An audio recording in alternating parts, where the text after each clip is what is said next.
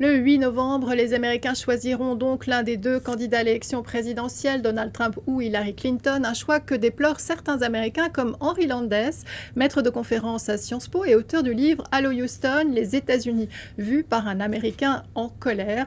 Bonjour. Bonjour. Vous êtes donc effectivement en colère parce que vous estimez que les deux candidats ne sont pas à la hauteur de la fonction. Je suis en colère, je ne suis pas le seul. Il y a une grosse erreur de casting dans ces élections.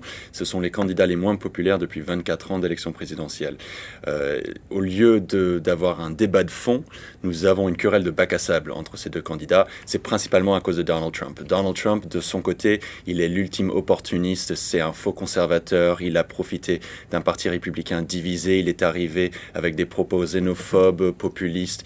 Il est misogyne, il a harcelé peut-être des dizaines de femmes. C'est scandaleux. Il est une insulte à la démocratie. Mais de l'autre côté, Hillary Clinton, elle est excessivement militariste historiquement. Elle voulait l'intervention au Kosovo, en Libye. Elle a voté pour la guerre en Irak et elle est très proche du lobby, des lobbies de la finance. Elle représente un système politico-économique qui est excessivement élitiste dont les Américains veulent se débarrasser. Donc c'est un choix que déplorent la plupart des Américains, même s'il n'y a pas photo. Il y a une catastrophe d'un côté et Hillary Clinton a un choix qui est moins pire malheureusement. Alors, en quoi ces deux candidats sont révélateurs de la société américaine d'aujourd'hui ? Eh bien, il y a un gros problème aux États-Unis d'inégalité sociale et de financement privé dans les campagnes électorales. Il y a un ras-le-bol contre cet élitisme dans l'économie et dans la politique américaine. C'est-à-dire qu'il y a pour beaucoup d'Américains l'impossibilité de poursuivre le rêve américain, qui est mort pour une grande partie d'entre eux.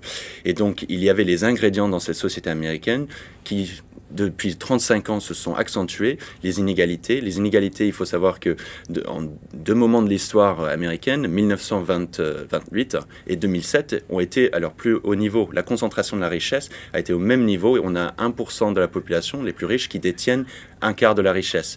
Une instabilité de l'économie à deux moments de l'histoire, avec des très fortes inégalités, après crise économique. Donc il y avait un ras-le-bol contre cet élitisme, et donc le discours anti-système de Donald Trump a bien marché. Et de l'autre côté, Bernie Sanders était un concurrent pendant la primaire contre Hillary Clinton. Merci Henry Landes. Et je rappelle le titre de votre livre, Allo Houston, les États-Unis vus par un Américain en colère.